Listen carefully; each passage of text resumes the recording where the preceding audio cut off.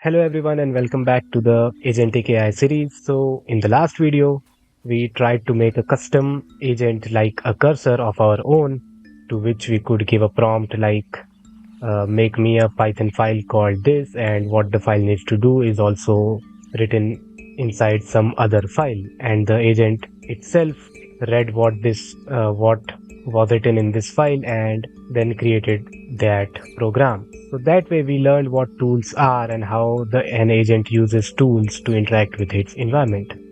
But we also saw in the last video a example of a real world agent like a cursor, to which we also asked to do the same task. And you might have noticed some differences as well, like one right over here. When the cursor finished making the program that we asked it to, it was also trying to test that program by running a shell command. Now, it could have also just run the shell command if it had the permission, right? But it did not run it on its own. It instead asked us whether it should run this command, and then we said it to skip. So we said that no, don't run this command, and then it just said that okay, I have successfully created the program, and then we just went ahead and tested it out. It also gave us how we can test it. But that's the case. How we can add functionality like this to our own agents, that our own agent should also ask before using maybe a tool, before doing something specific. Today we are going to lean into a similar topic. So still we aren't going to learn about middlewares in very depth yet, because for that we are going to first learn about LangGraph instead of LangChain, but that's a topic for another video. But today we are going to learn more about some specific types of inbuilt middlewares, specifically the PII middleware. So here's what the scenario is. I have created a simple agent and using the same code that we have seen till now. So I've just imported the create agent and our LLM, and I have also imported a tool, but let's also remove this. So let's not keep anything unnecessary. So we are just importing stuff and loading the .env file for our API key. And then we are just creating a very simple model, which we are giving the Gemini 2.5 Flash as a LLM, and we are telling it that you are a helpful assistant. And then we invoke model by asking it, what is my email? So first, I am also telling the agent that my email is this, and then I'm asking it that what my email is. So just looking at this code, you should be able to tell that, yeah, it will have no problem telling me what my email is. And as we can see in the output, it told us what my email was. It also corrected the typo that there was, so I'll just correct it myself. So apart from that, we can see that it had no issue telling what our email was. So obviously this is expected, nothing new, but this is not a very good thing if you're in a scenario where handling of information like this, like emails, like phone numbers or other PII is very crucial. Like for example, if you're working for a healthcare agency and they ask you to create a custom agent for their internal operations, you would not want the agent to get access to data like their sensitive health data or maybe their emails, phone numbers, addresses, etc. Because just by running this code, I have sent my email to the Google's Gemini 2.5 Flash model, which now the model has access to. So this is not so great, right? This was just a made up email. This is not actually the email for Thought.exe.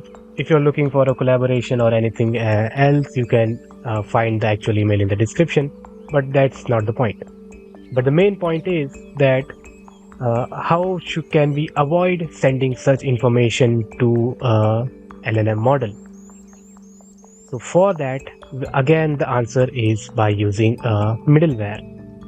So what we'll do is from langchain.agents.middleware, we'll import a specific type of a middleware called PII Middleware. So personally identifiable information middleware. So the job of this middleware is to block any personal information before it reaches the model. So using it is very, very straightforward. we'll just tell it that middleware is equals to a PII middleware, and actually let's just write this on our own. So first of all, we have to tell it that we have to block an email, and we want to apply this middleware to input, and what strategy we are using is the redact strategy. So there are two type of strategies. There is the redact and there is block. So we'll look more into that in just a minute, but let's first now run this code after we have now applied a PII middleware to our agent. So now let's run the same code again. Okay, so I mistakenly just gave this to the invoke instead of the create agent function. So let's just run this again. So now this time, as you can see over here, it just told us what our email was, but this time it tells us that your email is redacted email. So that means before our email was sent to the LLM, the email was covered up with some other placeholder. So now here's where the strategy of hiding the information comes in. So there are two types of strategies. First of all, the strategy that we just saw is called redact. So redact is like sort of like censorship. So what it does is, before sending the data to the model, it hides the data. It replaces the original data that it finds with some placeholder like redacted email over here. So that way our email did not go to the LLM, and we were able to protect our email. Now one more strategy over here is block. So block is a little stricter strategy. So you can maybe employ redact strategy when you want the program to continue running, but the model should not be able to see your actual sensitive information like your email or your phone number. So it can help you, but it won't know the specifics about who you are. You can use the block strategy when you are dealing with even more sensitive PIIs. So something like a SPII, maybe your social security number, maybe your Aadhaar number, or any healthcare related data. If that data is even reaching your agentic pipeline, so that is a big red flag, right? Data like that should not even reach your agent. Hiding that is something you could do, but those type of sensitive information should not come near the pipeline itself. So for those type of scenarios, you will use the block strategy. So I'll just run this so you can see yourself what happens when we employ the block strategy. So when instead of redact we use the block strategy, our program just crashes. So it tells us that there is one instance of email detected in the text content. So our PII middleware detected that there was an email in my request, and therefore it raised an exception. So instead of just hiding my email, it just raised an exception. So we could have handled that exception with a try catch block, but that is the point, that this time it just raises the exception and quits the whole agentic pipeline itself.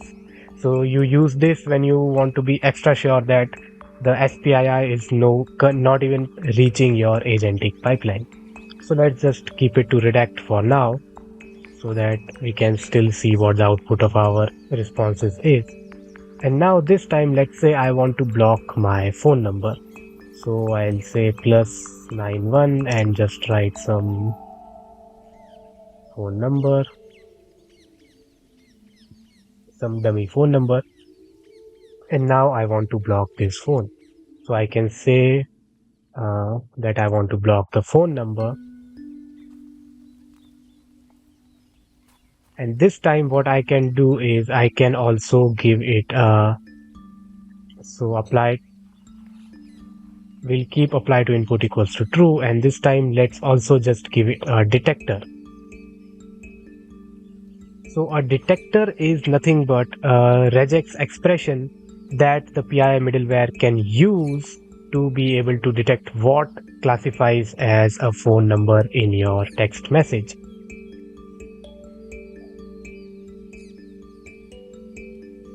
So I have added some regexes over here that correspond to detecting phone numbers in a text.